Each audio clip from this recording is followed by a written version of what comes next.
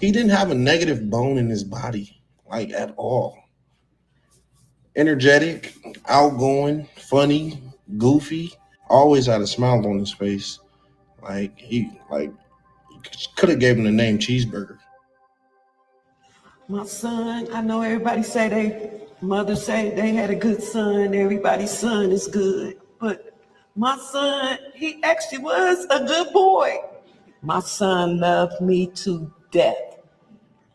And I know that was a bad word, but that's how he felt. We know what you mean. Yes, ma'am. He had my name tattooed on his arm, and that made me proud because most kids don't put their mom's name.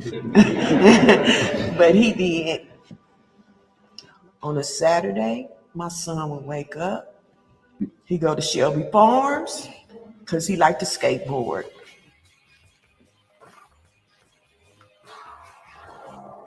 That was his passion. He's been skating since he was 6 years old.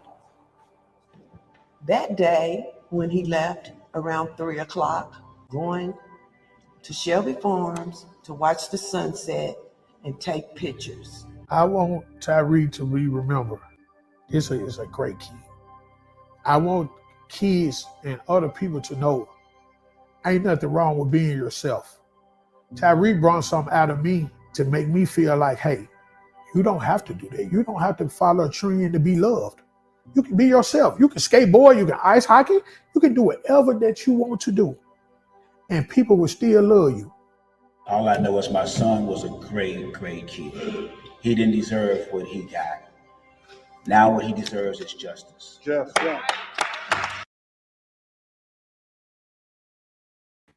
Us. Good everything. Nubians and Dr. Carr, hello, love you. Good morning. Good everything. And everyone else. Justice. I want to start with saying Tyre Nichols. I want to say his name because he's now an ancestor. And we know how powerful that is. I wanted to start with that video, not the one that is driving people to the streets, not the one that I forced myself to watch, but the one that made this man human. Like our ancestors weren't slaves.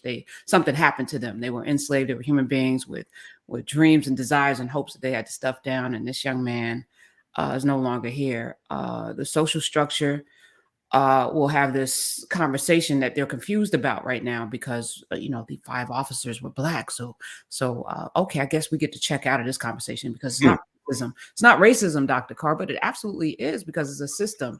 And we have spent too much time talking about Black and white and not about the system that oppresses and destroys life. The system of brutality, that is the policing, the patty rollers, founded and formed with the expressed edict to go get Black bodies and brutalize Black bodies. This is the system, and we are ill-equipped because unfortunately we have all over the country people who don't want education, don't want us to talk about, don't want us to read books. Nope. We have from Florida to Texas to Arkansas, where that governor wants to install Christian values, and the people in Arkansas actually voted for her over an actual person that followed Christ and Dr. Chris Jones. So things are upside down, and I need us to turn off because how long ago was it Rodney King, where so many so-called experts made their careers talking about, the inhumanity of the police.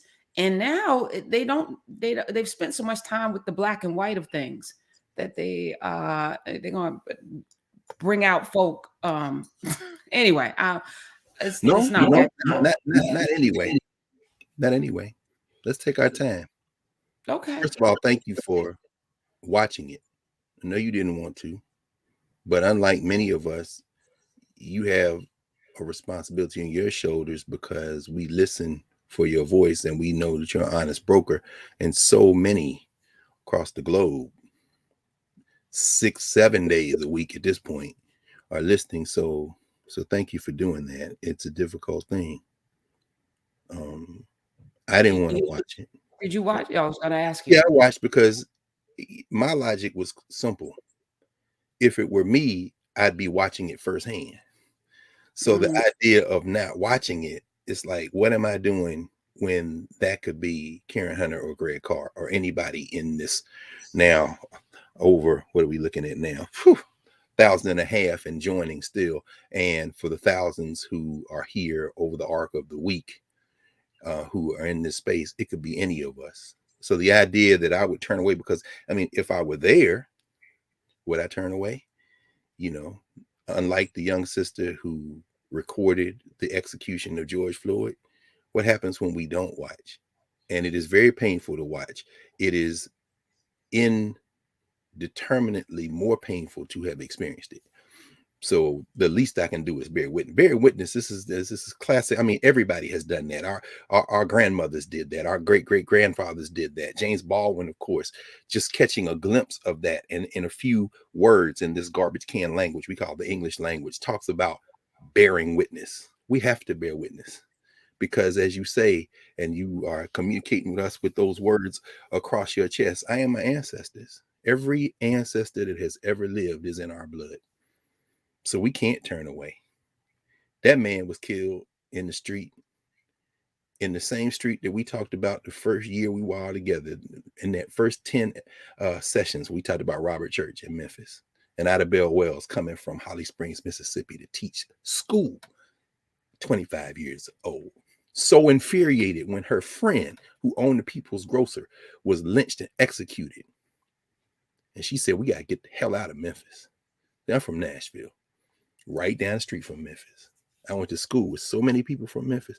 You heard his mama say he going out there to Shelby Department. That's Shelby County. That's West Tennessee. And y'all know Bolivar, Jackson, where Lane College is, Bishop Isaac Lane, Lemoyne Owen in Memphis, where Marion S. Berry went to school after his mom and them moved them out of Mississippi just across the Mississippi River. And yeah, it was black men. But guess what? It's black men in Nigeria with the killing goes. Come on, y'all. We got a global classroom here. We have a responsibility here. It is black men in South Africa. A couple of summers ago, when we were out in the street in the United States, they were in Durban, the police. It's the young people in the streets and all throughout West Africa. It's the young people in the streets and the elders and everyone else all over the globe. It's often black people. We don't get caught up as a figment of white people's imagination, or Negroes who somehow think the color of your skin is coterminous with your political philosophy. We're like Steve Biko. Blackness is a consciousness. It's a philosophy. And for those of you who don't think so, that's just fine. Let's stay in here because we're going to have a governance conversation today, Professor Hunter, but I don't want to get too far into that. I mean, so I just wanted to thank you. What's the word, as we might say, borrowing from Kiswahili? Habari Gani, what's the word that you've been hearing as people have reached out to you and heard your voice and wanted to share in the conversation? Well, yesterday, Friday, I had Dante Nero on, who's a Nubian. He's in probably in the chat. And he said he was in a group chat because he's a Q, Mega Sci-Fi. My father was till the day he died. Shout out to Carter G. Woodson, founder of Negro History Month, who was an honorary Omega and then put them boys to work during Negro History Week 1926. Right. No question. And there was a discussion because 3 of the 5 brutalizers were Omega men. Unsurprising. Which, unsurprising. And so there was a conversation about, they have families.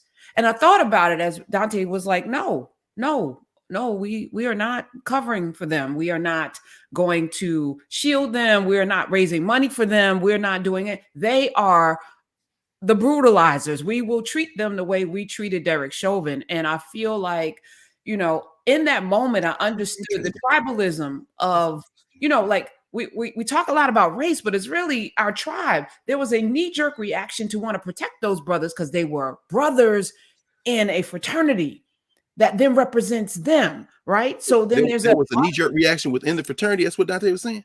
Dante was like, yeah, in the chat, like let's raise money for, because they have family members and they don't deserve. And I was like, is that why Darren Wilson was able to raise $1 million, or Kyle Rittenhouse, because there was an automatic knee-jerk tribalism? And that's what they do. But is that what we do? And I get it, there's this family, it's family, but they brutalized. Did you all watch that video? Did you see the lack of the lack of humanity, the depravity in which they took this brother's life and then didn't even provide help for him? the EMT, everyone stood by and watched him die, basically. And is that who we are? And I hear you going around the globe. Yeah. So it's not color, right? And everybody on TV talking about color, they don't understand what is happening here. And it's frustrating to watch because we've been distracted by race. And there's so much commodity around race. You know, so many books to teach you how to not be a racist, and so many political careers launched on the ability to, you know, erase race and so much money to be made. Oh my so goodness. Yeah, it's an industry unto itself, but we're missing the humanity. We're missing the very thing that we need to be talking about on a regular basis and challenging people to really, are you a human? Do you value life? You know, all life? Are you really a Christian? Are you really a Muslim? Are you really a Buddhist? You know, do you follow the actual teachings of the things that you say you pray to 7 times a day, or go kneel and genuflect and all? Do you really care about people, or do you only care about the people that you like, and the people who look like you, or the people that you feel a kinship to? Wild. You know, we saw mass shootings. Asian man killed a bunch of Asian people. Absolutely. What was that about? Well, it wasn't. Was it anti-Asian? Yes. But the person that did it was Asian. Okay. Absolutely. Y'all don't understand. It's not black and white, which is why I think we're so used to having these microwave conversations, these very superficial drive-by conversations that we can't even, I don't even know if people, I think we probably atrophied and it's withered on the vine, this ability to actually think deeply about what's happening to yourself and to this world. I agree. Of course. I mean, we're living in a world system that is absolutely coming apart, because that's what world systems do. We've never lived in a world system, to our knowledge.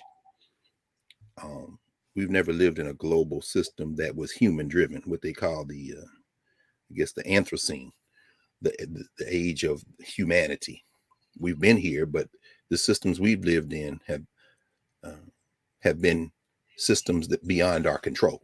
So we breathe, the plants breathe, everything turns in cycle. But now we've overflowed the boundaries of natural order, or perhaps no, that's not true.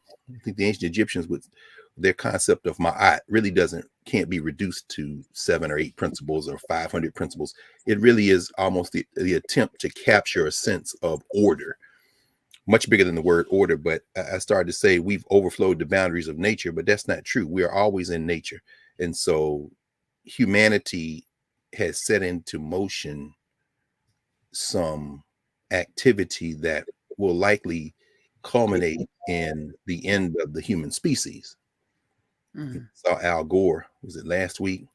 Al Gore, certainly I imagine seeing the end of his physical time on top of the earth approaching, has gotten more and more just, if he had a chain on when he was in elected office, it's been gone so long and ain't no chain marks around his neck. He off the chain. Al Gore's like, we gonna die. Okay. So all this little incremental policy making, but that having been said, the violence that we inflict on each other as a species, and I will own the violence of Western civilization, so to speak. Why? Because every human on the ball is connected. We came out of Africa.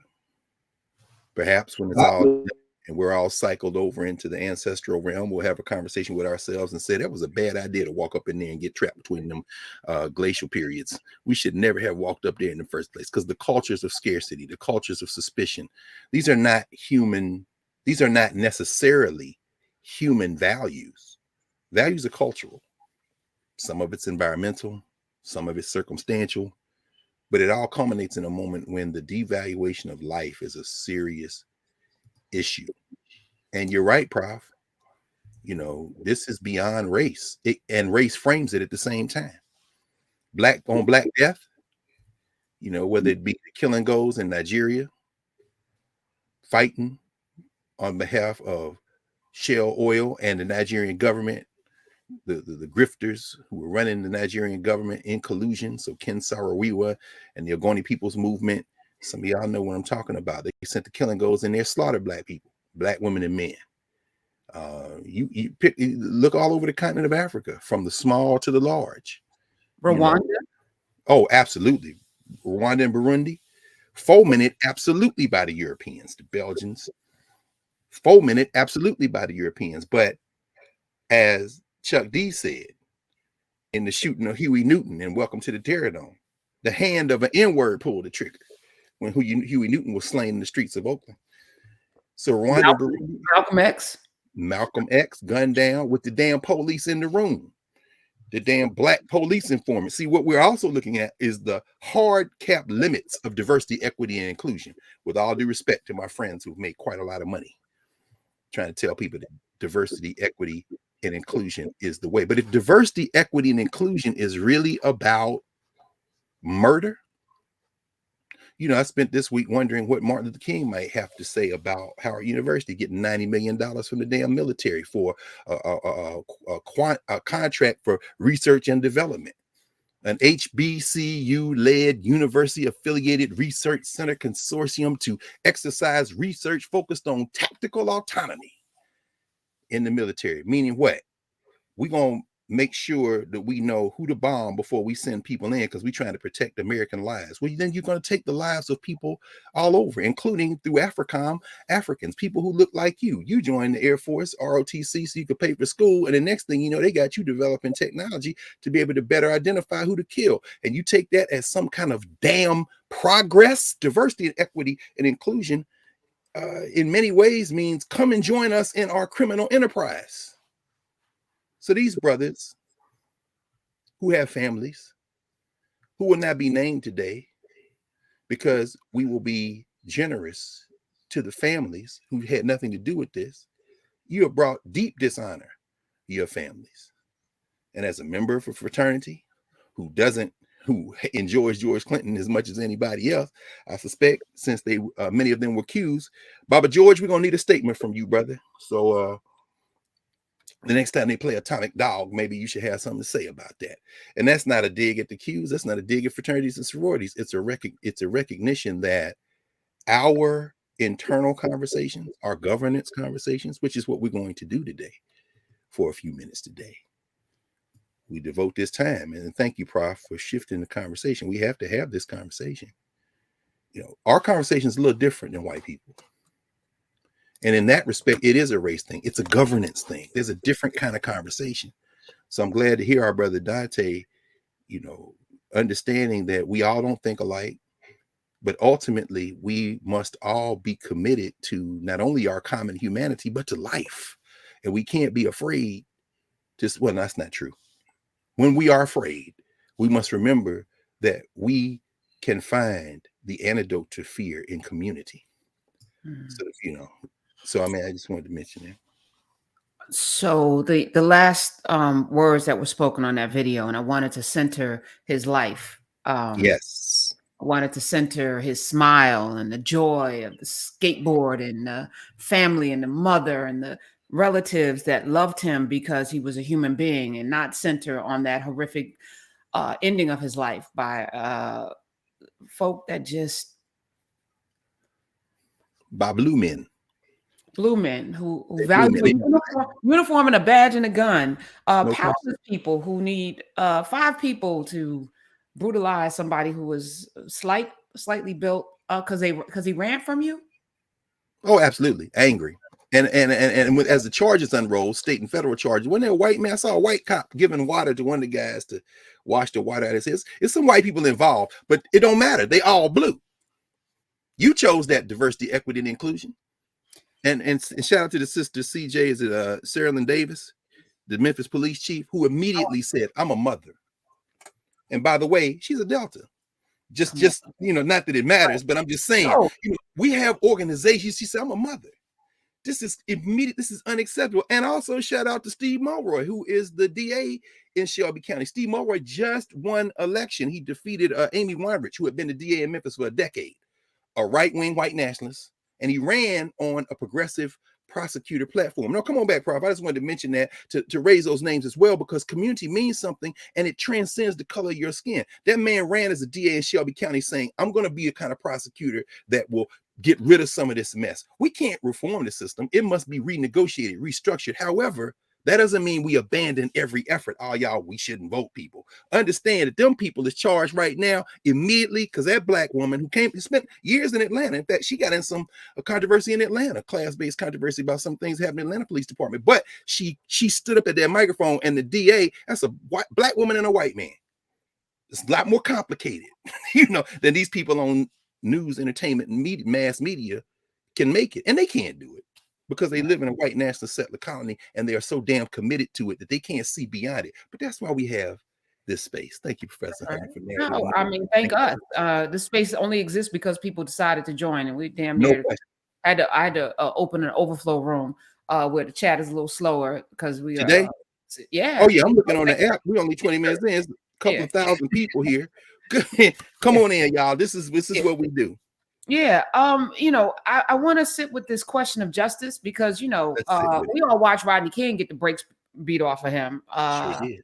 At a time it was like camcorders and VHS and grainy. This was very clear with audio and everything from different angles. And we're still having the same conversation, except the difference this time, it's not 5 white police officers, 5 black police officers. So I suspect the police union will not be coming to the rescue of these officers the way they did those officers. They will not be moving the venue because they don't have to, right? The way they did for the Rodney King brutalizers who got acquitted. This is the same conversation though, right? That never gets resolved because that is not the focus of the corporate media. Their focus is algorithms, clicks, and advertising dollars. So Absolutely. We're going to keep tuning in. They're going to be out there in them streets. They're going to wait for the riots, and they're going to bring out Don Lemon, and it's going to be tears and a lot of interviews, and it's performative. It's performative. Woo! But hey, I'm gonna tell you, Don Lemon got black as hell because I was standing there outside of City Hall in the wake of Freddie Gray's funeral that day. We had a meeting, the Institute of the Black World 21st Century. We were out there in the middle of the night, and Don Lemon standing there with the CNN truck, and all them black people was out there in the street, and others, but black people. Shit, I am to the day I make transition, I'll be convinced that Don Lemon got a whole lot of blackness because black people were standing around like, say it, say it. So I ain't tell you what, I saw that with my own in Baltimore the night of the Freddie Gray. So I'm saying some of that Don Lemon blackness came because he realized, shit, which side are you on? Anyway, so yes. So his family member asked that we just want justice for Tyre. We want justice for Tyre. And as they said that, I was like, what does justice look like in this country? Because is it prosecute? They're going to jail. We know that just by the way it's being handled. Let's wait. Let's wait, because remember, and this is what blows my mind, Professor Hunter. I don't say blows my mind. It doesn't blow my mind because we understand. Because as you said, mass commercial news, entertainment media is about clicks. So it doesn't really matter what the story is. They're going to tell the story in a way as if we don't know the spine of the story. Rodney King took that ass whooping March 3rd, 1991. The white boy who filmed it, George Holliday, who, by the way, just passed away in 2021 of complications from COVID, if you can believe it, who was maybe a year removed from putting the camcorder he used, that Sony 8 Video 8 handy cam. Holliday put it up for auction, starting bid $225,000 in 2020. Sold it for undisclosed amount, but he was in his apartment across the street. He grabbed his new toy and filmed it. That was March 1991. And remember, we tore up the street in LA, burned up the swap meet. They ran through the Mall of America in Minneapolis, underground Atlanta. Was that, Prof, come on back. Was that 1991? I will look it up. No. I know it was 1991 when he got beat. 91, yes. Yeah, but understand, was that when we expressed our rage in the street? No, the rage came at the verdict. And now we go to why mass commercial media is. And in between there, Natasha Harlan got killed, and the white girl judge let the lady go after the jury had convicted her. And she said, "Oh, I don't know," and she put the white woman on it. So if you don't want to embrace this, the white woman judge let the lady go. But this is my point. Y'all boarding up windows too early. Oh, y'all don't remember. Y'all trying to string this out like we don't know the narrative. The thing happens with the acquittal. It don't happen at the moment you get beat. Why are y'all boarding up windows? Same thing with George Floyd. We waiting on the trial now, and you got to understand. You have talked many times with Keith Ellison. They tried to crucify Keith Ellison because the first thing these white, now, yeah, the cop union not going to come out for them because you are black. You see the limits of diversity, equity, and inclusion. They're going to sacrifice you. But the lawyers for these cops will twist and turn and shout in the master narrative any kind of way. So what do we got to deal with? You got the execution. We've seen that. They're caught red-handed. It was George Holliday, who had the camera in 91. This time, yeah, the body cams, but remember, they turned the body cams. What caught them was the CCTV. See, and that ironically is a function of over-policing in the black community. You had a camera up there because you watching all of us all the damn time, and it caught your paddle rollers dead-handed, because they had their cameras fixed, so you couldn't really see what they was doing. But the joint on the pole caught you. Okay, that's the next thing. Key piece of evidence, right? Evidence is key. And by the way, evidence is very valuable. Y'all, I forgot. Dr. Carr has a law degree. I just wanted to just come in and say I'm just saying, you know. Go ahead. But also, Prof, capitalism is in this. It's always in this. How Holiday gonna sell the damn camera, which didn't work, by the way, when he sold it, starting the auction bid in an auction house at $225,000, and then sold it for an undisclosed amount. For all we know, it's a Donald Trump house, or Jeff Bezos' house, or some billionaire gave him $2 million, and it still didn't save him because complications of COVID took his life about a year and a half ago. But the key evidence is a CCTV. That's public, or at least through a private hand, but it's public, closed circuit television, right? And like you said, when Rodney King went down, everybody didn't have a cell phone. Everybody didn't have recording. But who almost 30 years removed from another very valuable film, the estate of this person got $19 million of your tax dollars. Do you remember, Professor Hunter, a little home movie shot on the grassy knoll in Dallas in November 1963 called the Abraham Zapruder film? Yes.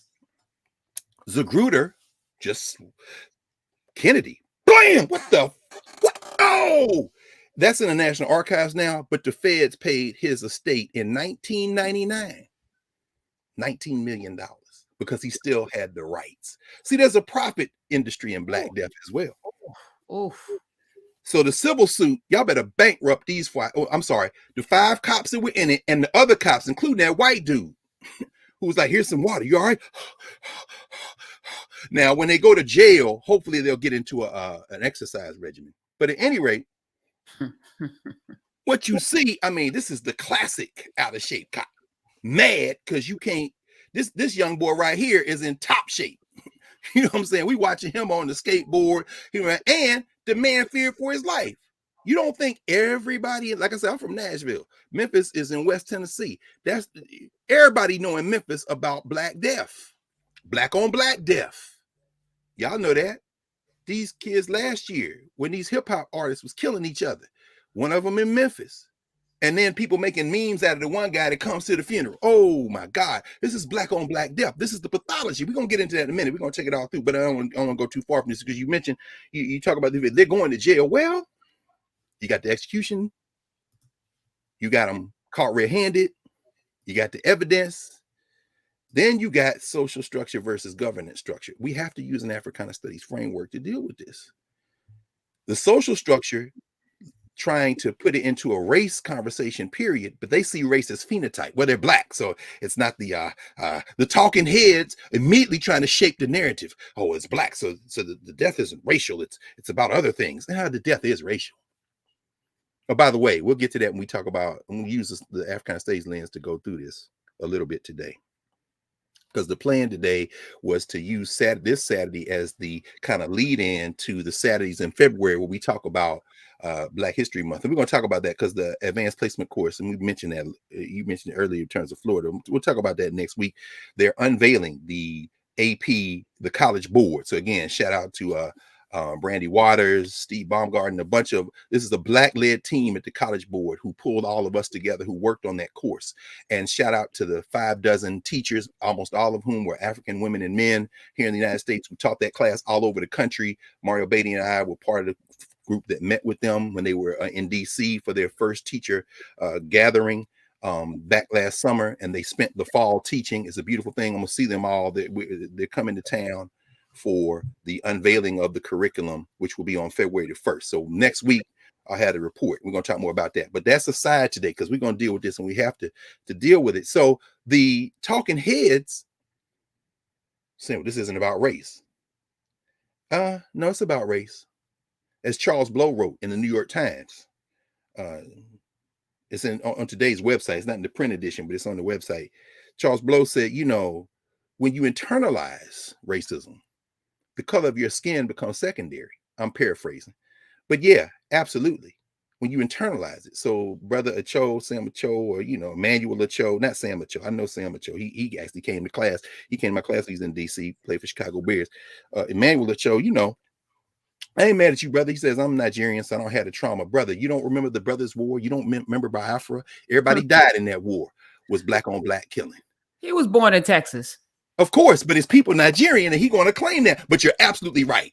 He was born in Texas, and y'all know, those of you who are down in Texas, you know, ask Aya and Kenanelli, ask their children who are first generation Africans born in the United States who came from Nigeria. Ask their children, you know, they're also Nigerians. And of course, in Houston, between Houston and Dallas and Fort Worth, now you got a huge Nigerian American population. So he want to be a little shape shifter. I'm going to use him just for a footnote here. I mean, because these fights are serious fights, brother. So whether it be the Killing Goes or where you from, or the Biafra War a generation before that, you had the Killing Goes, Nigerian government and private mercenaries out there killing black people because they are protesting because you're destroying their land. Ken Saro-Wiwa and the Ogoni People's Movement and Shell Company paying these Killing Goes through the Nigerian government. But even small things. I mean, if you're going to go on any of the news reports out of Africa, you can read all the newspapers. In Ghana, these young people are pushing back against the police. The police took a motorcycle and locked it up the other day in Akatsi. The Akatsi police wouldn't give it back. So the young people said, we're going to fight the damn police. Somebody got shot. Gang rapes. Black women were getting raped in South Africa. These minors were coming in. It's too complicated. Some of them immigrated from other places, Zimbabwe, Namibia, other places. So the people fought back and said, y'all gonna punish these guys? The police arrested them, but the black people said, now we want these Negroes. And so they fighting the police. They got killed. In Durban, July 2021, the police in South Africa fighting. This is all black on black. And I'm saying, so in the United States, we think black white means demographic. No, it's internalized white supremacy, and it's global. Yes.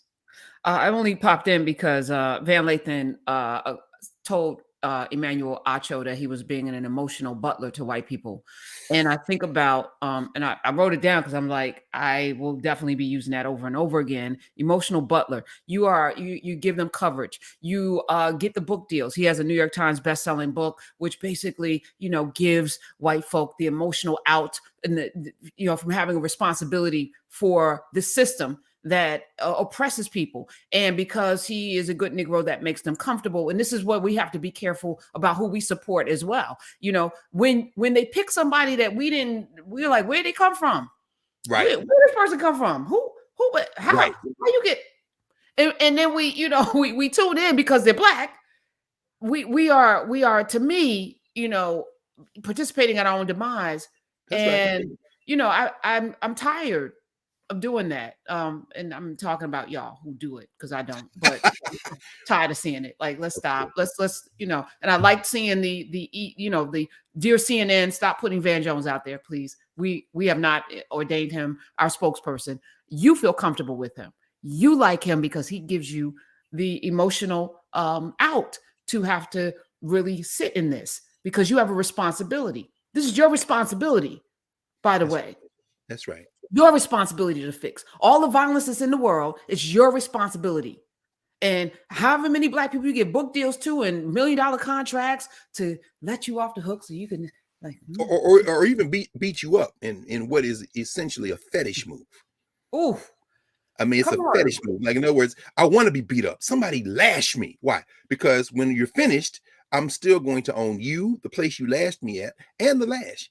But I want to feel lashed. I mean, it's the same mentality that led, and there's a whole bookshelf of books. William Layman, Blacking Up, Eric Lott, Love and Theft, Blackface Minstrelsy, and the White American Working Class. In other words, it's the same. Well, I would say it's similar to minstrelsy in the 19th century, where you blackened your face so you could show out. You know, you're gonna be black. It's you know, the equivalent of that now, of course, isn't just blackface minstrelsy, it's performing blackness. So you're gonna find some white people out there talking louder than all the black people. We need to okay, well then you need to run out there and do something about it. But it is all our responsibility, not because we set this in motion, but because we are the ones who are most in harm's way. And I will come back to that in a minute, but I just want to keep going through because, again, I'm not surprised by any of it. I mean, just watching this, we understand social structure media. You're telling the story as if we haven't seen it before. I'm not talking about the violence. I'm not talking about the Black Death. We've seen that plenty of times. In fact, you thrive on it. In fact, you're going to play that video on an endless loop. No, I'm talking about the idea that we don't know what happens next. There's the execution, whether it be George Floyd, whether it be Breonna Taylor, whether it be you name it, right? Whether it be I'm thinking about Miss Carr, Gwen Carr's son, Eric Garner, whether it be Emmett Till, and somebody in the chat put that Don Lemon asked Brother Tyree's mom did she see the movie Till? Don clutching, he grasping. It's all right, Don, because we ain't watching you for anything else anyway. We know diversity, equity, inclusion. And hey, if you say something great, no man, Van, if you say something great, okay, that's great. But we're not looking to you. See, we have to look at each other. That's why in the Africana Studies framework that we developed, we have a governance category, which asks the question, who are African people to each other? So, Brother Acho, you got drug in them social media streets. Van, you getting drug. The genius of African people on social media is undefeated. That's a governance conversation. So everybody else just gonna have to watch. And if you jump in, you might catch them social media hands. Why? Because we're in a moment. But let me very, very summarily today. The execution, the period between the execution by the paddle rollers, the punishment they trying to mete out, and the punishment we will mete out if you don't nip them in the bud, that's the period we're in now. We're at the beginning, not the end. So the idea they boarding up stuff, I mean, that's a recognition that the period between when you execute one of us and then we then say, we're going to sit back and see what you're going to do. We'll march, we'll put some hashtags, we'll do some stuff. We're going to see. Let him go. Let Derek go. Let him go. Look, man, we got to throw this white boy overboard. In other words, but that period is getting shorter. How do we know?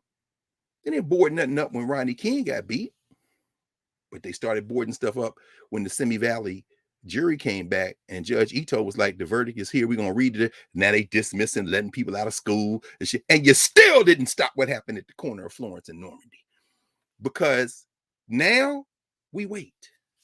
Justice. We're going to talk about justice in a minute. But in that period, you caught him red-handed, you got evidence. And as so many of us know, not just in the United States, but all over the world, when you have oppressive systems and state violence, the agents of state violence are almost always not caught on tape. These are the kind of pedestrian things that happen every day. In the words of another son of the Caribbean by way of England who found his way into the United States, Slick Rick, this kind of shit that happens every day. So you caught this because of over-policing in Black communities. The same Memphis where Ida Bell Wells' friend who owned the People's Grocer was killed by white people because they ain't like the fact he had a grocery store and was making money. So they killed him. And Ida Bell Wells from Holly Springs, Mississippi, who had come to Memphis at 25 years old to teach school and had started her newspaper and was in there fighting for justice in that same Memphis, says, if they kill him, said, the law can't protect us. Get you a Winchester rifle. Wow, the law still can't protect. We should just leave Memphis. So them same white people then come and burn her damn newspaper place down while she's traveling, and then she tries to get back to Memphis. She gonna rebuild. Her friends are like, Ida, See, Ida B. Wells, as we talked about in session 1 of In Class, 151 weeks ago today, that 20 minutes on Ida Wells would literally fight them on the train, everywhere. I'm going back to Memphis. No, sis, you can't. And that's when she went to Chicago. And we've talked about that. But my point is that that's the same Memphis. We know that most of the stuff not caught on tape, but we also know our lives at any moment could be snatched. But that don't mean we're punks and we sit back. So you got the execution, you got the punishment. There's some evidence, which is overwhelmingly usually not the case. Ironically, there's evidence because of over policing. Closed circuit television caught it because the cops made sure that they're one fell off. Yeah, okay. They're turning away, even as you can hear them. And then there's the prosecution. But what does the prosecution entail? The prosecutor, as I mentioned, Steve Mulroy, Shelby County prosecutor there, campaigned on progressive prosecution. So he's going to do everything he can. But guess what? These cops are going to get defense attorneys. Now, yeah, the police union ain't going to jump out there like, but you best believe it's going to be some money injections from somewhere, because they would probably throw them overboard completely, but they got patrollers to protect. They want to be able to continue to exercise their license to kill. So they'll figure out a way to get money for lawyers. The first thing the lawyer's going to do is try to change the venue. You got to get out Shelby County. They can't get a fair trial in Shelby County. So yeah, there's been prejudice. There's been all this stuff on the air. And then we had the people, we got to judge. We got to change the venue. I mean, there are not 12 people who can hear this in Shelby County because they've been watching In Class and they've been in Newbie and Narrative, whatever that is. And, they heard Don Lemon and Van Jones on CNN. We got to move the venue. Well, where you want to move it? We want to get the widest place in Tennessee. We can go to the suburbs out here outside of Memphis. Look, courthouse. So they're going to try to change the venue. Anybody's guess whether they're going to be able to do it, because we mad as hell. And guess what they'll even put up as evidence? You see, you can't have people be fair because they had a march and there was 50 million people there and every one of them could be in the jury pool. No, every time you go to a march, you are disqualifying yourself in terms of the defense attorneys. That's at least the case they're going to make. But let's say they keep it in Shelby County. And by the way, all the people who say voting doesn't matter, if you in Shelby County, register to vote. Because see, that's where they get the jury pool from, the voter rolls. It's time for chess, not checkers. All right, so now you get the jury selection. Whoa! Remember George Floyd jury? Remember the defense attorney asked the brother, can you be impartial? Absolutely. Yeah, but you were at a march. I was. Your Honor, number so-and-so challenged for cause, stricken from the jury. So, do you believe the police treat black people fairly? No, my own experience, I would stop by. Your Honor, so-and-so stricken off the jury. Remember, we're a long way between the execution and the trial and the conviction. So during jury selection, you can guarantee that they're going to do their best, the lawyers for them cops, to get rid of any human being. They want white nationalists. They want Sarah Huckabee Sanders white nationalists. Onward Christian soldiers, Samuel Alito white nationalists. Onward Christian soldier, that flaming cross, the one that was burned by the great Christian fascist nationalists, started in 1866 in, where was the Klan started in 1866? Nathaniel Bedford Forrest was, oh yeah, Pulaski, Tennessee. Oh my goodness. So they want them. They bring their Bible in because see, they are defending white civilization from you. They want them in the jury box. But let's say you get a few human beings in the box who get past the fact that in cases like this, your blackness is a disqualifier. Imagine that. Everybody who studied the law knows this. Any practicing lawyer knows this. Anybody been in the DA's office or a defense attorney knows this. Black experience is read in jury selection as bias. Have you ever experienced discrimination? Well, I know I was in the department store the other day, and I know this cop was found. Your Honor, we want so-and-so disqualified. Black experience is biased. So let's say you get through the jury selection process and you see some human beings. Okay, now they're at trial. Professor Hunter, you covered this endlessly, as did every honest person who has a microphone and millions listening. Over the arc of that George Floyd trial. Every day, you had an all-star group of attorneys and lawyers, including our sister Angie Porter talking, because she's from Minneapolis. Ask her, We kid Angie all the time. We say, you know, you were the police. She worked for the city attorney for a while. After she worked big law, she clerked for 2 federal judges. But she did a stretch in the city prosecutor office, so she know the police. Professor Hunter, what caused our brother's death? What caused Tyre Nichols' death? Heart failure, right? That's what they gonna say. Yeah, heart failure. The proximate cause, the lawyers for the cops gonna say he didn't die from the beating. Ain't that what he said, George Floyd? He was hopped up on drugs. That don't mean it's gonna be successful, but we got a long way to go between the execution and the punishment. You understand? And so, but the media knows that, but they ain't how they talking. Why? Because they got to stretch it out. After they're going to get a lot of eyeballs, they're going to get some arguments. They're going to have Van Jones on one side. And what's that, a sports writer that's out there always saying, give me the script, boss. I'm going to say whatever the opposite of whatever they say. What's his name?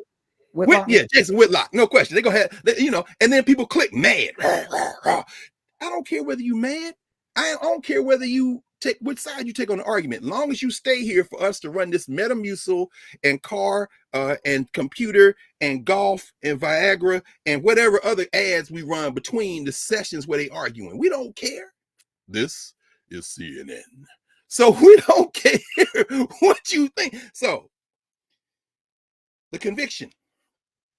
All right, here's where the pressure mounts. Now the trial is going on. Now the jury's deliberating. Now they really start boarding stuff up because they do remember not 1991 when King was beat, but May 1992. See, that's when the thing went down. The George Floyd verdict. We're reporting live from the Memphis courthouse. The whole damn world has been shut down.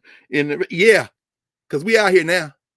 We out here. And of course, when that one happened, as Blow wrote in the Times today, it was very interesting.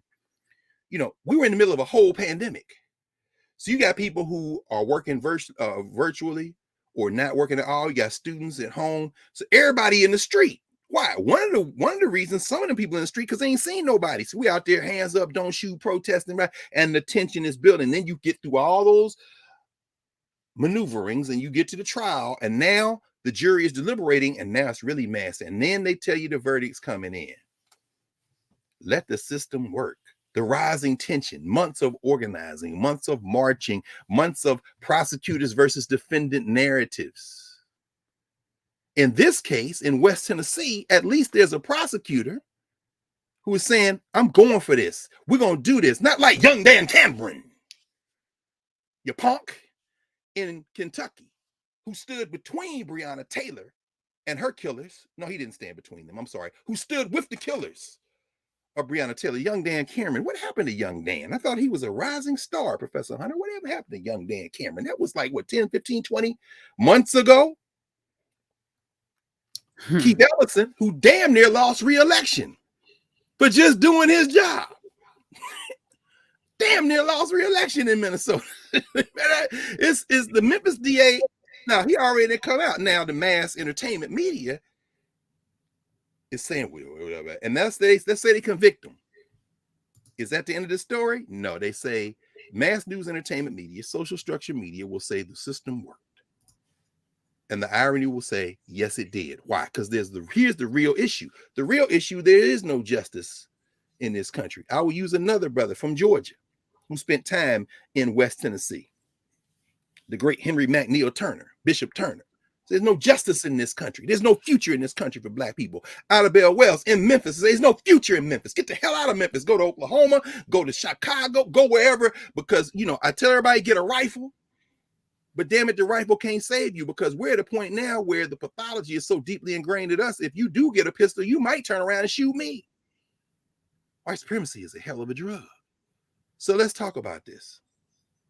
That's just the fundamental, rudimentary roadmap between now and whenever that verdict comes in. And Professor Hunter, unless I miss my guess, and I'll look down at the chat, I really don't think anybody's surprised by anything I just said, because it ain't speculation. I'm just walking through what happens every time this happens, right? Yes. So then my question would become, why did they board up the stuff in the wake of the video? Theater. It was kind of theater, huh? Well, you need something for the cameras.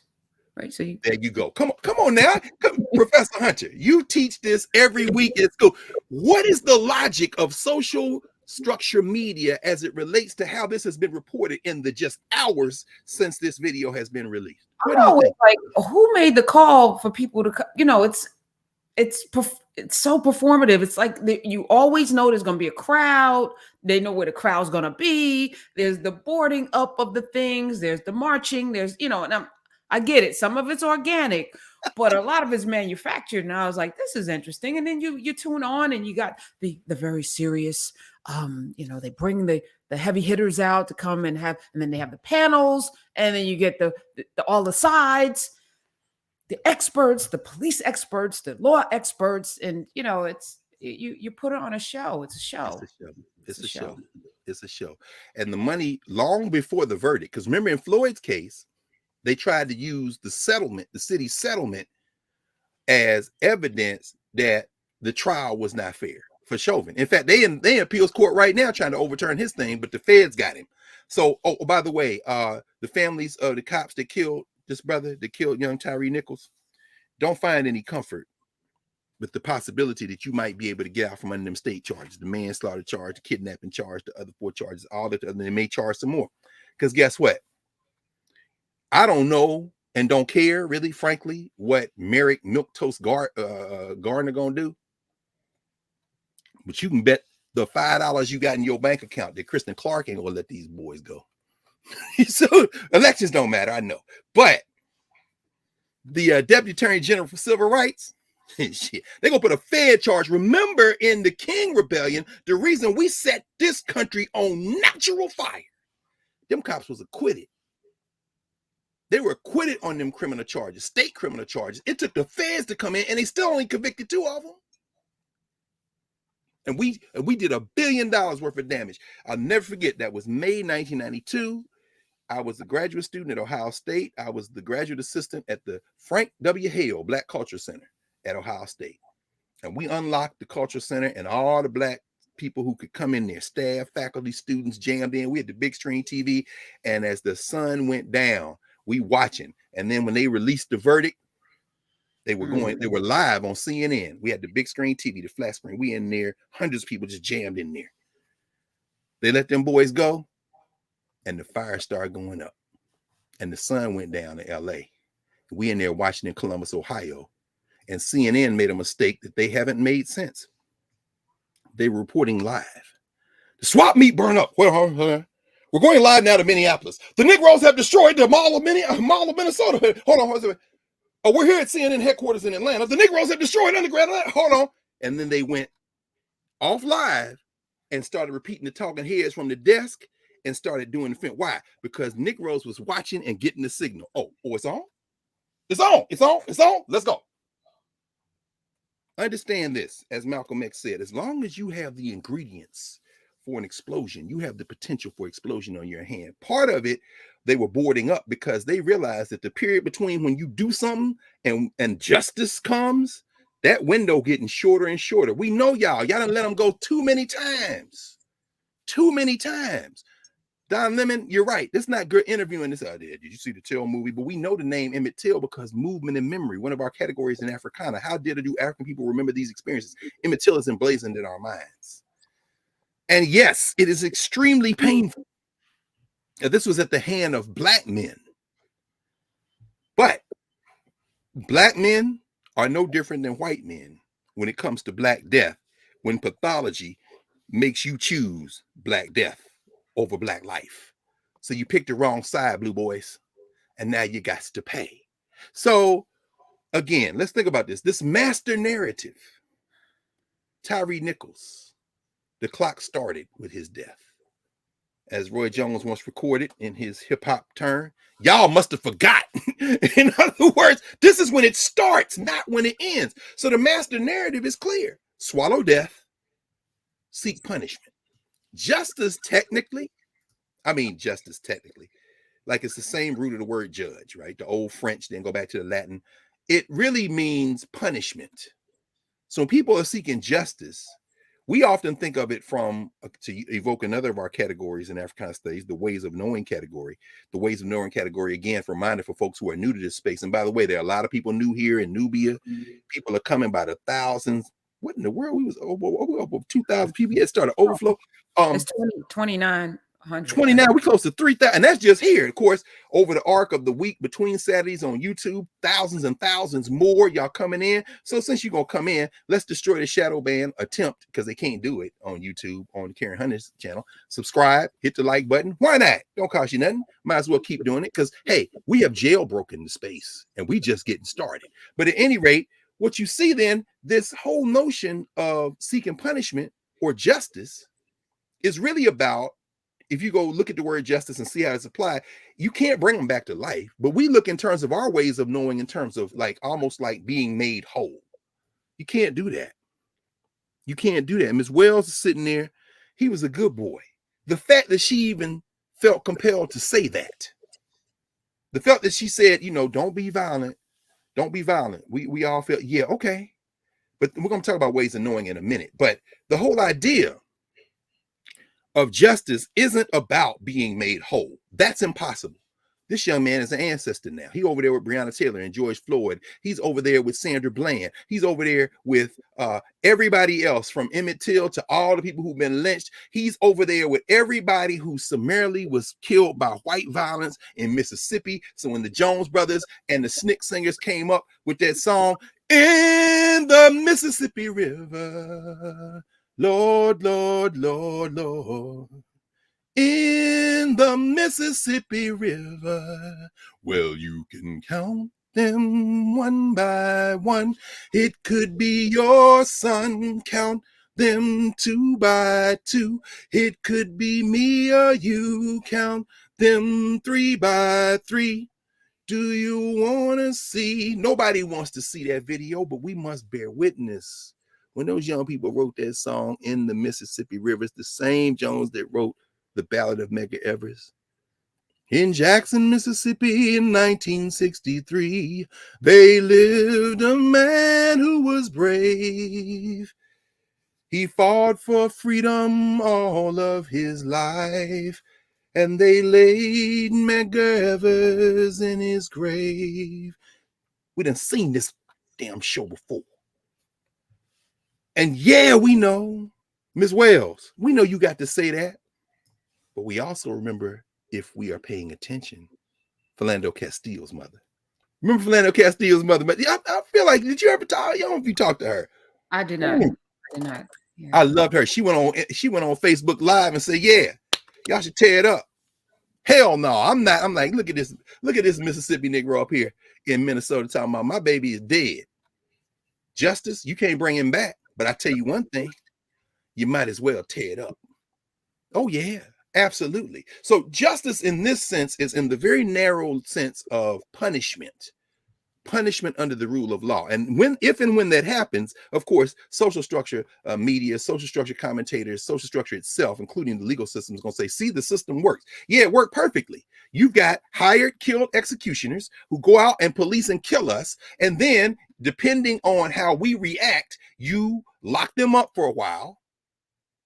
Do you have the death penalty in state law in Tennessee? No, them white boys, that's Klan country. Okay, well, the feds got the death penalty? Woo, why don't you summarily execute them cops? Or let them go. What? Yeah, just let them go. Yeah, I better go read Toni Morrison's novel, Cultural Meaning Making, another of our categories, Song of Solomon. Look up the 7 days. Let them go. So we got a pact. Anyway, story for another day. We talked about that in All Star. So let's think about this. This master narrative: swallow death, seek punishment. He's dead. Justice. Okay, we've seen this show before. Eliminating the social structure context. That was why they had to get on the air right quick, because what you got to maintain is the invisibility of whiteness and make this anti-Black violence something that is demographically racial. It don't matter the color of the damn police. You don't think it was Negroes hunting people during enslavement, as you say, Professor Hunter, our genius brother Dan Black in his novel, The Coming? Look at Frank, the Ashanti man, in The Coming, if you read The Coming. Look at these Africans who betrayed. But guess what? Is it really betrayal? when you are put in a situation where you are told, if you don't do this, we're going to do it to you. I'm not giving any excuses. I can understand what Dante is saying, because, you know, when Dante is raising this and he's talking about the Qs and raising money and they got families, that is very much a governance conversation. That's one of them conversations that if he had said it on CNN and then some white commentator or some Negro they hire, and by the way, I'm not making that phrase up. That's what Richard Pryor, remember Richard Pryor album, we said, don't you hate when they get a Negro they hire on television and they say something like, well, you know, we should give them a chance because that's the Negro they hire. That's Richard Pryor. That's not me. But at any rate, and if Dante said that, and then some person, well, you know, I can see your point. Hold on, you ain't got no, you know, don't mix social structure and governance structure on this, because anytime you have the ingredients for an explosion, you have the potential for explosion on your hands. So this is a governance conversation we got to have today. Everybody in the world can watch. Everybody in the world is going to have an opinion. But at the heart of this is why we got to have Africana studies, not as a university-centered exercise, but as a loosely organized convening where we can think together and with each other, because we got to answer that seventh question that Sonia Sanchez posed, that Karen Hunter put as the overarching frame of our Africana studies conceptual categories, our methodology. Yeah, but how do it free us? So when we think about this social structure, first category, had to eliminate anti-Black violence as the cause of this. So there are going to be conversations about police reform and how come the George Floyd Justice and Policing Act, Joe Biden had run out there and already said that. See, if you had passed this, if you had passed that, would they have said, ding, oh my God, we shouldn't do this? Hell no. Listen to those cops. That death was Black as hell. Had they talking about him, that boy got drugs. I don't know, man. Shit, they got me to. They could have been at the club. Doesn't surprise me at all that they were all in fraternity. They sounded like some cats that just got finished rolling on some other cats. No question. It's very Black. The limits of diversity, equity, and inclusion were on display in this summary punishment. I don't care whether you are in the Memphis police force or the damn Secretary of Defense, Secretary Austin, saying we're going to give all these HBCUs $90 million to perfect our technology of death. Or Negroes grinning saying, thank you, we're going to be good. This is going to help protect our troops. As you take the lives of the people who look like you all the way around the world, boy, you Negroes then got caught up in some damn white supremacy and some damn social structure logic, which is why we got to have Africana studies, and we will fight you. But guess what? We ain't got to fight you at the university no more. Not in the same way. Why? Because in these 3 years, we got space now. We can have a conversation, and it goes into those spaces, which means we're stronger now than ever before, baby. And we're going to save y'all if you allow yourselves to be saved. So reducing race into proxies is a social structure strategy. Race becomes a proxy for values. They're Black cops, so they must share the values of the rest of the Black community. There ain't no such thing as the Black community. What have we been saying for 3 years? There's no we. You got to build a we. There are building blocks for a we. There are ways of knowing that we generally share, even if although there are differences, many differences, there are still similarities. Cultural meaning making, as we talked about in our class that we're doing in Nubia, everybody here knows, and the folks who will watch this later, you know, we go through this extensively. We go through those cultural meaning makings, the differences and the similarities. So there are building blocks, but the we must form politically. It's not enough that everybody eat beans and rice or like music with a beat, whether it be on the one or the two. It's not enough that everybody know what mean. It don't mean, now you got to turn that into some type of unifying. Why do you think they were always singing in these movements? Because something happens to you when you sing. Even if you're an atheist, you know that vibration into your ear and does something to your, well, you wouldn't call it a soul. I suppose you call it your central nervous system. But those of us who know that there is a soul and that there are ancestors, please understand that that galvanizes you and fortifies you. And guess what? It scares the hell out of our open enemies. Sarah Huckabee Sanders can sit up in her funky church pew in Little Rock singing, onward Christian soldiers marching us to war. It's very nice. It's very nice. Then we come in there singing a different song. And when you pee on yourself, you realize, shit, we better put these boys in jail. Why? Because if that singing turns into swinging, we're in trouble. So, and understand that in order for the singing to turn into swinging, it takes a political consciousness. This was Malcolm's critique. It ain't the cultural critique. It's the critique of what you're going to do with the culture. So what we see is that the social structure analysis, they will make race a proxy for values. Race isn't a proxy for values. We make assumptions based on how we look. We can't make those assumptions. Oh, it wouldn't be beautiful if we could. This is not a moment for nativism either. Imagine, and Malcolm used to always say this, Imagine if at this moment, the embassies of every country in the world where Black people are the majority sent a cablegram or sent a message to Joe Biden and to Kevin Punk McCarthy. You out here messing with Ilhan Omar. You're a world-class punk. With your white Christian nationalist friend, Marjorie Taylor Greene, you're going to give her the keys to the damn secrets. Hey, but I'm saying, I love it. Go for it, baby. Because you're going to tear your thing up. And see, what you're going to realize is that once it's tore up, you ain't going to be able to put it back together. Then we're going to renegotiate the terms. So stick her everywhere you want. But y'all leave Ilhan Omar alone. What if the Somalis? What if the Ghanaians? What if the United Nations delegation from Africa? What if the Trinis? What if the Jamaicans? What if the Brazilians sent all messages to the United Nations and to the President of the United States? We're paying close attention to what's going on in Memphis. We don't know we want to do business in a country where we would not be safe. But you're a Nigerian. No, I'm Black. And my Blackness isn't just cultural. My Blackness is, I heard what you said, Emmanuel, but you need to shut up. Or not. Keep talking. Because our Blackness is not monolithic after all. But we're sending a message. Y'all driving cars with a lot of oil in them, gas in them, and maybe we're going to cut y'all off. And if y'all saw today's Financial Times, the Russian minister, I want to say Minister of Defense, was in South Africa the other day. Me and Gerald Horn were talking about this yesterday. Let me see if I see it right quick. I don't need to see it. I just mention it because, yeah. Oh my God, soaring prices. Well, it's a mess. Everywhere in the world is a mess now. Anyway, I won't be able to find it quick. Oh, there it is.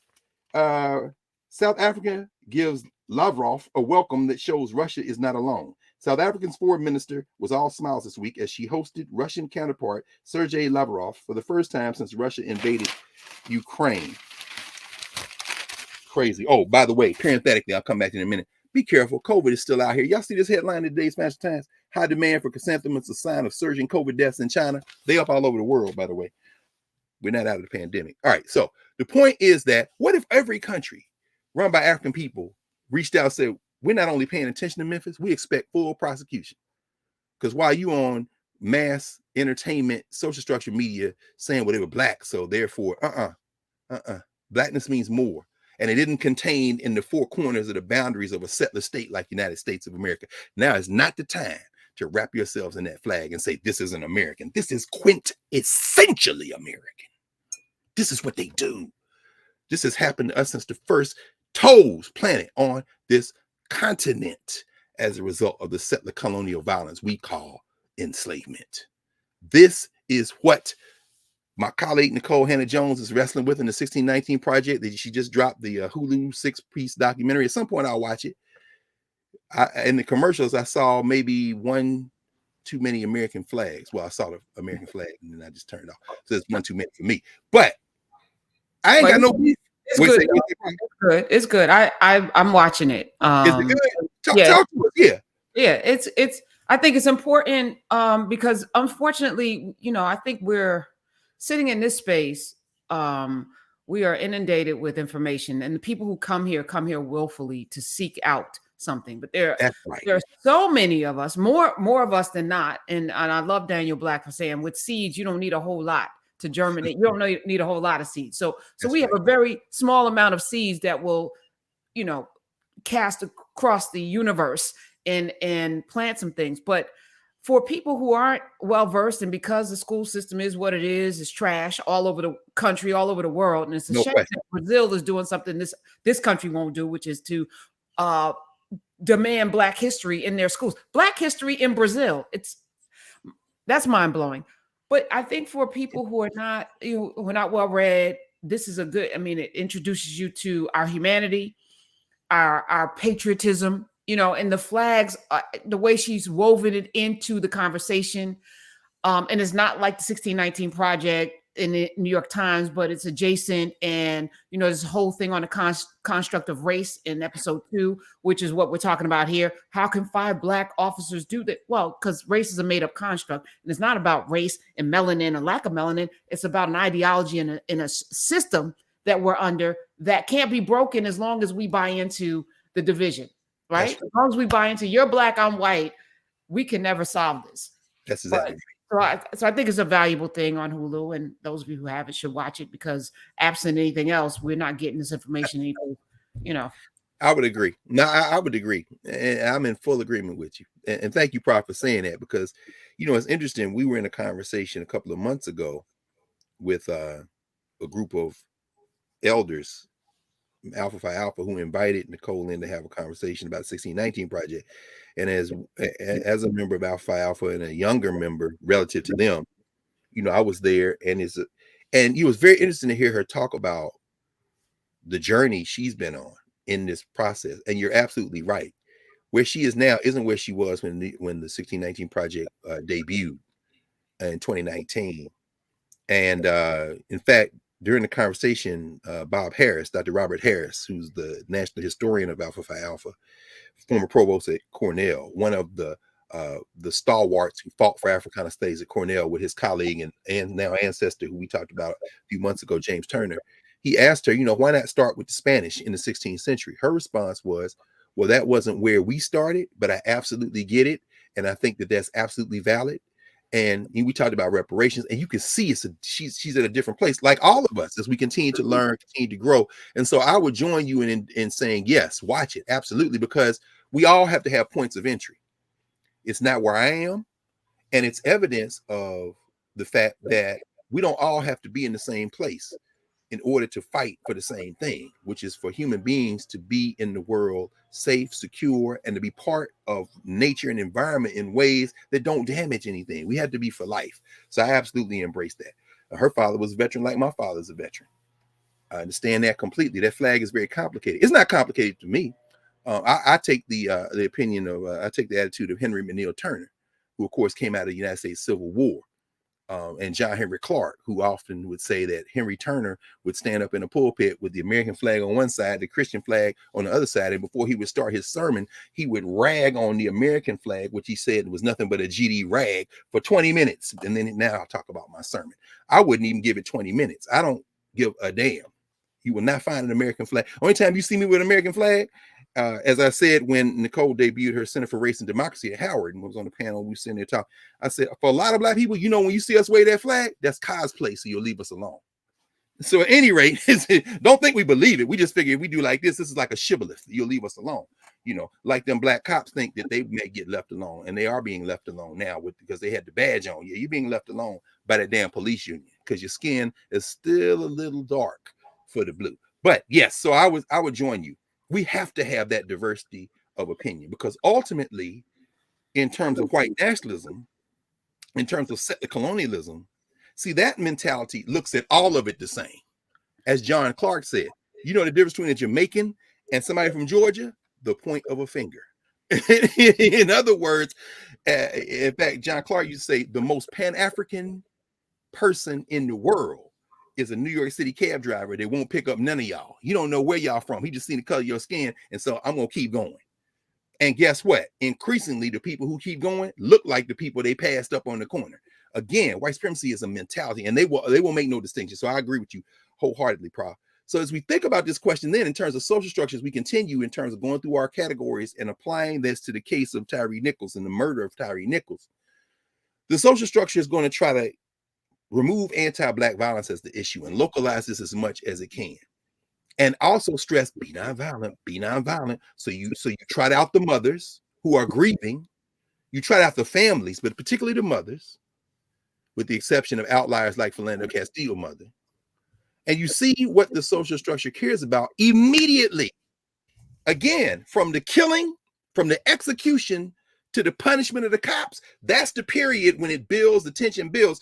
At the moment of execution, they told you what they care about: violence. Not even human violence, violence against property. Y'all out here boarding up windows. Shit. Don't you know these young boys looking like, and these young girls looking like, okay, whatever they board up, that's what we're going to set on fire first when the thing goes down. In other words, y'all really think Black people don't be paying attention, but we do. But now we have to move to the governance question. The social structure question, who are we to other people? That's almost everything you're going to see in white-facing commercial media. But the governance question is a different question. We have our own range of opinions on who these brothers are, who they are not. And I'm calling them brothers in the most expansive and loosely used term. Because guess what? We must see them as brothers. Why? Because our language betrays the fact that we assume that they're going to have some obligation to us based on how they look. based on how they sound, based on how they behave. Man, these motherfuckers, man, this MF, man, he on drugs or something? I don't know, bro. And now they saying in social media, bro. Yeah, bro, but I heard bruh too. Like the bruhs. We going to the frat house? Yeah, we get the bruhs. Get the bruhs. Calling all offers to the floor. Get the bruhs. In other words, these are black men. And we feel some kind of way about that. In other words, you think the people in them streets don't know them cats. You talking about, look, the best place for them right now in Memphis might be jail. Because if you're going to shoot young Dolph, you think you won't cap a cop? Please understand. And then meanwhile, well, violence is never the answer. If violence is never the answer, why in the hell did you just say that to me? And I understood it in the English language. A violent act got me understanding you in English over here in cold with long sleeves on, ashy sometime. All that shit is violence. Don't you ever tell me violence is not the answer. The United States of America means violence. It is a 1619 project and a 1787 project and a 1776 project and a 1526 project. Settler colonialism, them four numbers is all the same. They all add up to 1619, 1776, 1787, 1526 when the Spanish came in, equals 1492 when Cologne came, equals violence. Violence is never the answer. Violence is always the answer. Economic violence, cultural violence, political violence. Do you know why you got so many damn cops? Because the act of economic violence has put people in increasingly desperate situations. You know why you're scared of people? Because you've treated people so badly that they don't have any choice but to react. You know why you boarding up places? Why? Because the places you boarding up displace people. That used to be somebody's house when you ran the damn highway through Memphis. Go read Sam Yett's book, The Choice. Or any other book that talks, go read the 1619 Project, the essay in the 1619 Project about where they placed the highways and where. That story gets told every generation. You destroyed our communities and then you police them because you know at some point you better keep a left eye on us because we ain't never forgot. Y'all must have forgot. So the governance conversation we're having, we have our own opinions about this. They beat that man like N-words. They beat him like they were trying to take the next step to how, if they accused, some of them got jumped into that game. I was 19 years old when they jumped me in. The statute of limitations has passed on the kind of violence that was perpetrated on me until we did what? Fought back. One night, we in a field. They out there beating our ass. Then we like, take these damn blindfolds off. Fair one. Time to cross them Negroes spot. You finally got the message. But that young boy not big enough to fight back. And you let white men beat your ass. If it was a white boy you was beating, he turn up and slap you in the face. He may mess around, file some charges, and you'll get paid. Anyway, see the anti-blackness as something that is internalized. It is not as violent physically as the murder of Tyre Nichols. But all these studies that have been done over the last decade or so on how children of African descent, even in circumstances where it is gendered, black girls, black boys, all policed, albeit through gendered lenses. So you got a bunch of 5-year-olds and 6-year-olds in kindergarten and first grade, and they testing these teachers as to how they looking at who behaves and who doesn't behave. And you find that even some of the black teachers looking at the black kids like, better look at them. Following eye movements. We better look at them. Because anti-blackness has now been internalized. Little bad kids. That's why we need black teachers. I'm with my brother Sharif El-Mekki and everybody at the Center for Black Educated Development in Philly, and everybody's saying we need black teachers. But we need black teachers who see us as black humans, not little adults that need to be policed. Because when you kick somebody like that, what do they say, Prof? Hurt people hurt people. I bet you if you go back through the lives of each one of them cops, you're going to find a whole bunch of patriarchy. You might find some abuse. Because then you turn around and hit somebody else look like you. I don't care whether you're in the fraternity or in the damn police uniform. At some point, perpetrating violence, you've internalized something about your lack of humanity. And it doesn't matter liking yourself or not liking yourself. It's about of what you think of yourself as a human that you're projecting outward out of pain or rage or hurt. And so I get what Dante is saying. I also get the fact that in that governance conversation, we have a different conversation to be had. Because while we talking about that, here comes somebody from a social structure. Well, you know, that's interesting because I did a study in Zurich. I remember one time I was in London. Hey, that's very nice. We'll come over there to you in a minute. But right now we talking. Why? You see, nothing gonna happen to you. When we leave the studio, you going home. I might not make it home. You understand? This could be me. We don't want to watch the damn video because we know the video. We don't want to watch the video because it's so painful because we're not just watching it. We're there. We're in it. I don't want to watch this. White people say. We say, I don't want to watch this. The same reason my young people was talking this week in class at Howard. And we talk about this question of Oriki. I'm coming to that in a minute, cultural meaning making. Oriki, a Yoruba word, a verbal and visual incantation. We've talked about that before. Remember, we talked about young Amor Salam, the Salam method of dealing with Oriki. And we got around to the question of how we are represented. And we were talking about, among other things, how enslavement is depicted in cinema. And, you know, it's a lot of black people say, I don't want to watch no slave movie. I want some more damn slave movies. It isn't that we don't want to know the history, although that is an issue too. It's a matter of, I felt that every time Lupita Nyong'o get hit in 12 Years a Slave, I felt that shit. I want somebody to hit somebody. Everybody should be nonviolent. Okay, let's go to ways of knowing. The third category, social structure, we know what that is. They're going to try to minimize anti-blackness and whiteness be at the center and try to get rid. Okay, governance structure, we got complicated ways we're going to have to tease out because we got a long time to sit with this, y'all. And as I think about it, I'm almost overcome with emotion. Just like you were, Prof, and are. Just like all of us are. We got pulled into the middle of what Jacob Carruthers and Anderson Thompson and Harold Pates and Yvonne Jones and Ife Carruthers and Larry Crow and everybody in the Comedic Institute of Chicago, Charles and Carolyn Grantham, Muriel Balla, everybody calls the mess. This the mess. You can't fix the mess with a flag. You can't fix the mess with an anthem.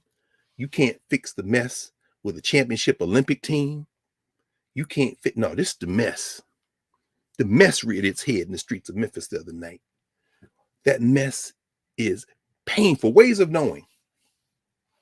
Tyre Nichols called his mama in the shadow of his home. The man was killed in the shadow of his house. Come on, y'all. What does that mean when you call your mama? George Floyd called his mama. Mario Beatty might say, in teaching Medu Neter, Egyptians had a phrase, Medu Nefer, good speech. You call your mother, that's a way of knowing. When you say, I can't breathe, it's not just the fact that you can't breathe. That has now become a declaration, a dying declaration. You got people on the ground, I can't breathe. Maybe they can, maybe they can't. Maybe they hop maybe they can't. But now that has been received from Eric Garner through George Floyd to the now. I can't breathe. It has been elevated in terms of a way of knowing in the middle of Black death in the world. I can't breathe.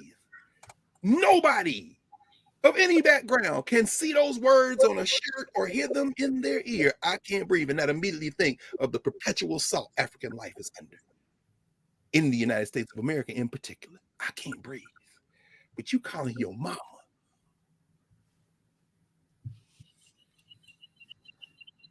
You see, here's the trick.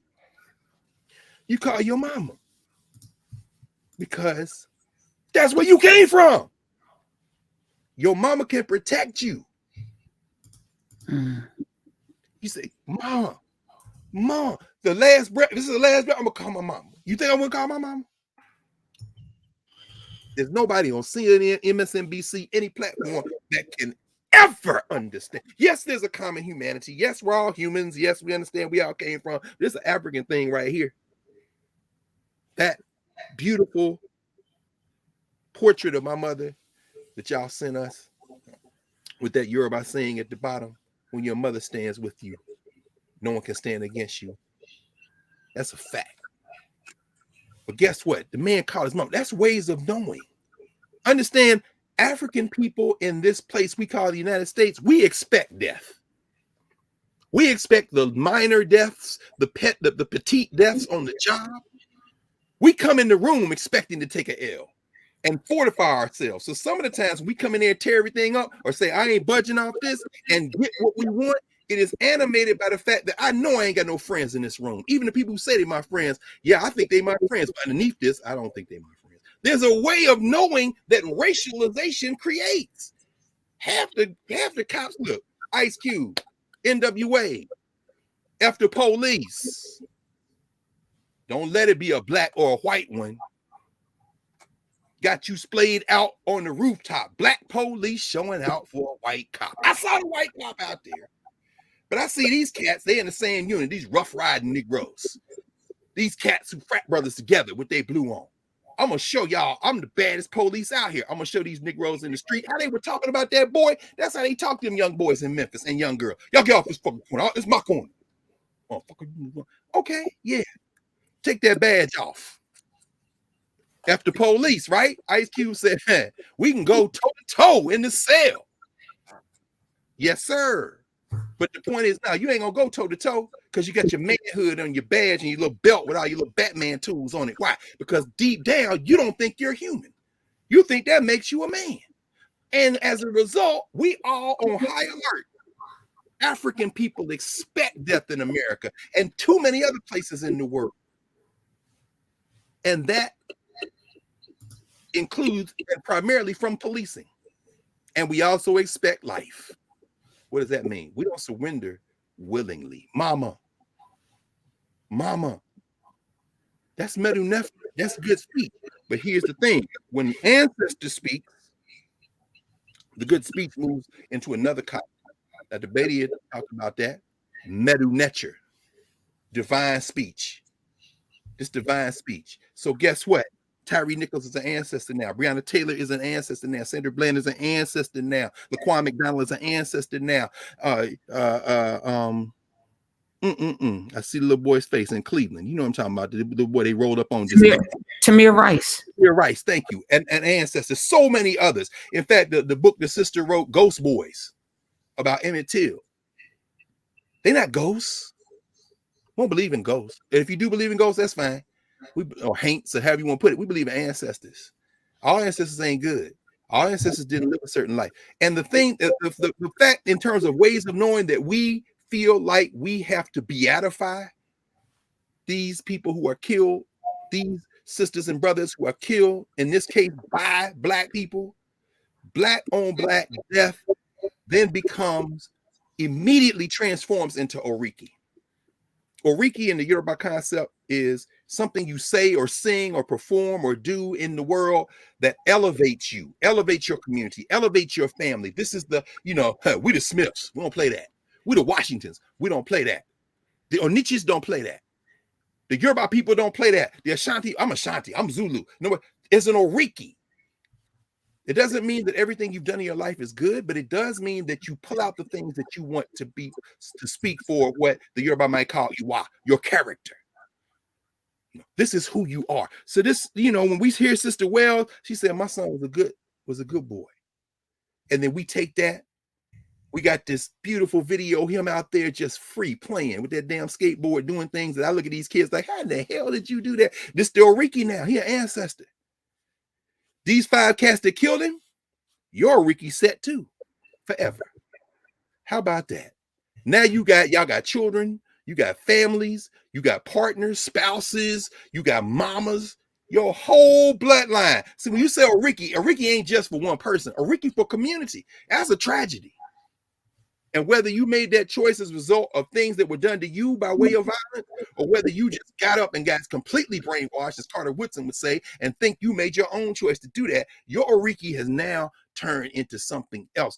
And so we beatified George Floyd, image, Breonna Taylor. Look, when I go into a community and see a mural of Breonna Taylor, that same picture of Breonna Taylor is an ancestor now, very powerful.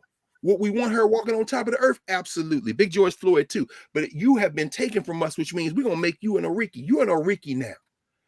We're going to sing an Oriki for you, a praise song to you. It's going to be in the videos. It's going to be in the hip hop songs. It's going to be in all. And we do that. Now, the beatification also comes. That's the beautiful. There's another form that is pronounced in terms of ways of knowing. And that is the suppression of desire because we want you here. What is justice? Justice will be bringing her back. We can't bring her back. We can't bring him back. So guess what? In moments like this, you know why you boarding stuff up? Because in the social structure, you are vaguely aware through historical experience that there, underneath that beatification, there's also our deep desire. Prof, do you remember Spike Lee, Do the Right Thing? Of course. Right? Our sister, now ancestor, Ruby D. Our other brother, now ancestor, Ozzie Davis. They on the block in Brooklyn. And he flirting with her. She ain't paying no attention. You know, the mayor, they call her. His sister mother, she in the window, right? And then the police come in and kill Radio Raheem. Chokehold. Mm-hmm. Black people out there in the street. What the and they do what? They read litany. There's a generation of young people in here right now who will watch this over the arc of the week, who may not remember the names Eleanor Bumpers, who may not remember the name Michael Stewart, who may not remember these are the names.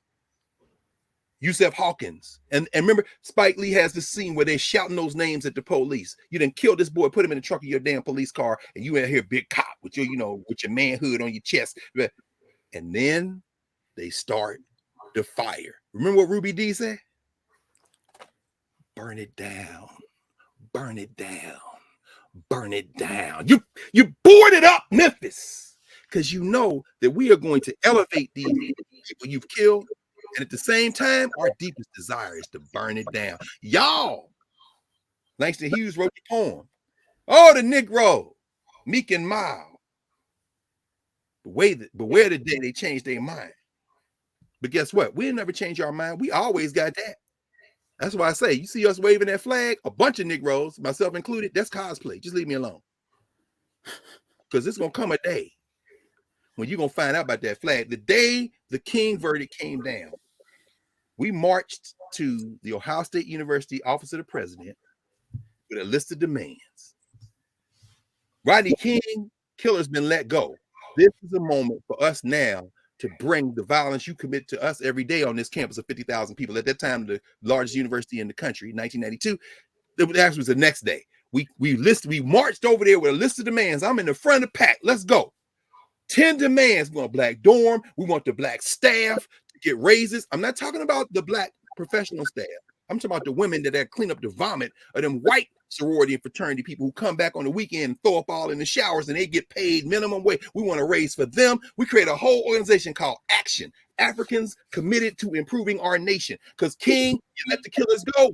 This is another moment. This is the thing we believe with our whole heart. And in a minute, we up there, I'm reading the demands. Everybody there, we all there reading. You do number one, you number two, number three. What's that? These Negroes had gone and snatched the flag off the flagpole. They burning the flag. So I'm like, oh, don't burn the flag.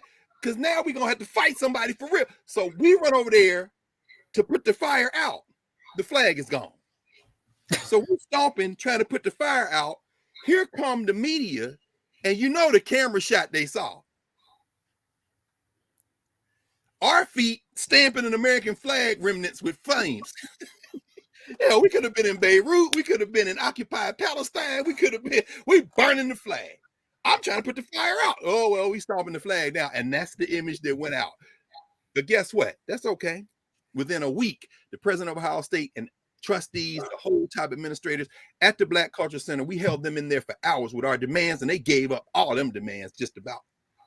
That's why there's a Black Culture Center today at Ohio State that is bigger. That's why you got a lot more black faculty and staff got hired. There's all kind of things that happen in the way, but it got set off when you let those cops go. Oh, we're at the beginning now. You understand?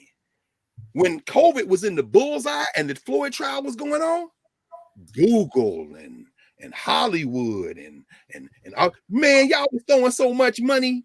Tearing down statues. I love that statue, but I love my life more than this stuff. These Negroes gonna kill us. Black Lives Matter. Oh shit. Give me this. Then in England, they pulled down the damn statue. Columbus got pulled down. Now they in Ghana. Said Gandhi got to go too. You didn't know Gandhi was a white person? You get that statue off the campus of the university. Again, just like watching CNN. When the King verdict came back and the stuff started going on around the country, except now it's worldwide. They put George Floyd's face, Breonna Taylor's face on the wall in Accra in the wall of ancestors and heroes and sheroes. And so we understand that it's always threatening to overflow the boundaries. This is what happens when you kill Patrice Lumumba. There's an article in today's Financial Times about the tooth of Patrice Lumumba, if you can believe that. I don't know if I can find it quickly, but they talking about the journey of that tooth, which is crazy because that's all that's left physically of him. And if I can find it quickly, I'll show it to you. Oh wow. Oh no, that's the article on America First. And they say, oh yeah, look at it. Look at it. Look at this long article. The 3,000-mile journey of Lumumba's tooth. Long after his murder, the former Congolese leader's tooth turned up in Belgium. It's not just this page, it go over on this page. The whole Lumumba's tooth, right? That's all that's left of him. When Patrice Lumumba was assassinated, and it would take John Clark, Carlos Moore, and them. They went to the UN. Malcolm, everybody, Abby Lincoln, they're at the UN. Why? What, you Negroes ain't Congolese? Nah, but we black. And it's more than our skin color. It is our consciousness and culture. And we are together. But guess what? Who's in on it? The Kennedy administration and the Belgians and the UN. We don't give a damn. Y'all think we waving that flag because we love America? We waving that flag if y'all leave us alone. But damn that flag. You killed Patrice Lumumba. And this is where we draw the line. Understand that Black death isn't just about us saying we expect death. We also expect life, and we fight back. That's why you boarding shit up, because you know it too. So we continue. Science and technology. So social structure, governance structure, ways of knowing. Now science and technology. Science and technology, look at social media. Before Van Jones could craft a response, you all went on social media and said, we don't want to hear from, and Professor Hunter, this is what I love about our people. Think of these young people. You know, we work with young people. They break our hearts and inspire us in the same breath. I'd be like, oh man, and yet, whoa, my God. But these, I mean, all the memes in the last 24 hours, us. First of all, they say us, which means they're conscious. Us. We don't want to hear from Van Jones. Then CNN, and then they put a meme on. We don't care what you say. We gonna do it anyway. I mean, these gifts that they use, like, what are they saying? We know y'all gonna put Van Jones on TV. We want you to know we don't want to hear from him, and we also know that you don't care whether we want to hear from him. We got this space now, and we've had spaces like this. We've always had spaces like this, but now we're in a different thing. The science and technology, we're using it. The hashtags have already started. Justice for Tyre Nichols. Those are just hashtags. Now we know that they are being surveilled. The FBI's told us that. But okay, we're gonna put the hashtag anyway. It's just, I mean, come on now. It's a small thing, but it's still galvanized. Let's go as we wrap up. Cultural meaning making. They're gonna be songs, they're gonna be videos, they're gonna be memes. As I said, whether it be the Snick Singers singing about the Battle of Medgar Evers or in the Mississippi River, whether it be Spike Lee opening his film on Malcolm X with the beating of Rodney King, with that American flag burning down into an X, with Denzel Washington's voice coming over. This is all very complicated, very complicated. And then look at the newspapers. Look at the newspapers. The Black press.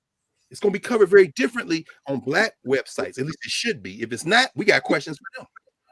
I guarantee you, because, you know, I was on Thursday night on Roland Show, Roland Martin Unfiltered, and he covered the whole thing. Then they showed the video and walked through it.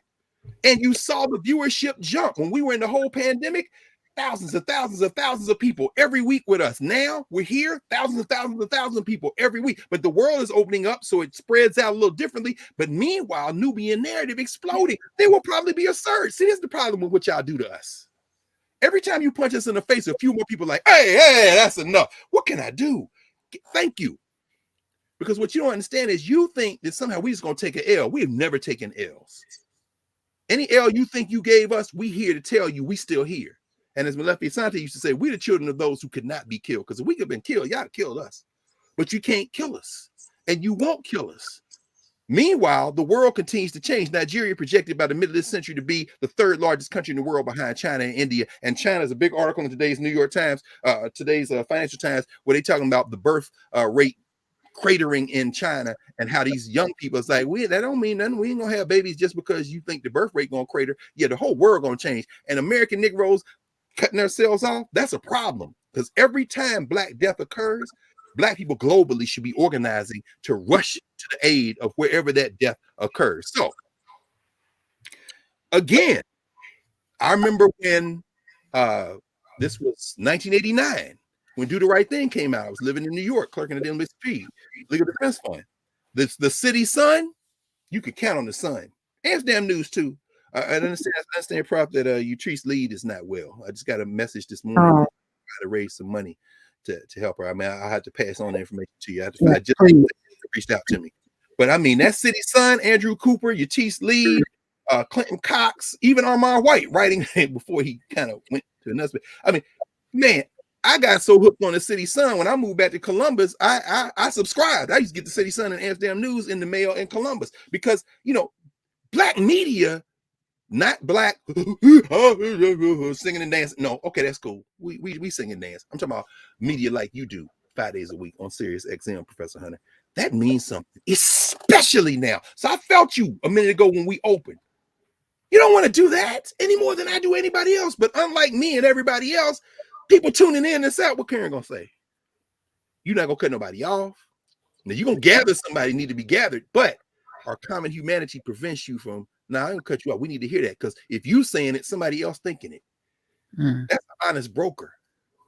This is not social structure media, it's governance media, and it's using the science and technology. Okay, finally, cultural meaning making. Well, as I said, cultural meaning, that's using cultural meaning making. The last one is movement and memory. That's the genealogy of ancestors. It does me no pleasure to go down to the National Museum of African American History and Culture and see names added to the exhibits. Breonna Taylor should not be in the National Museum of African American Culture. She should be visiting. George Floyd should not be in it. He should be visiting. Emmett Till's casket is there. As Kinshasa used to tell me, I mean, you know, the sister who was in charge of the material culture as it relates to fashion in the National Museum, she hand sewed the black cloth that covers the I'll call it a podium. There's a word for it, and I can't remember, where the casket sits on. She hand sewed that when the family allowed them to have long-term loan the casket, and it was restored. And when you go in that room, all the security guards, almost as if they were trained to do this. And I know it's a cultural thing more than anything else. You come in, they almost like church ushers. You walk in that little room and they standing there, you get quiet. I take my hat off and sit there and watch people coming on. Mahalia Jackson is playing. That is a sacred, that's a spirit center in that museum. In some ways, it's part of the heart of the museum. But the fact is, movement and memory means something. We call these names, as you called this young brother's name, Tyre Nichols. You called that name because now we got to call his name because we are him. And so there's no justice in this country, but there's punishment. And we expect you to put these cops in jail. And whether you do or don't, we're going to do what we're going to do. And it's just kicking the can down the road. There will be a reckoning. And all you got to do to understand there'll be a reckoning is look at the history of the United States of America. Every generation, there's a reckoning. And every generation, we get closer to the renegotiation. And it's going to be a different thing. So next week, we'll get into Black History Month.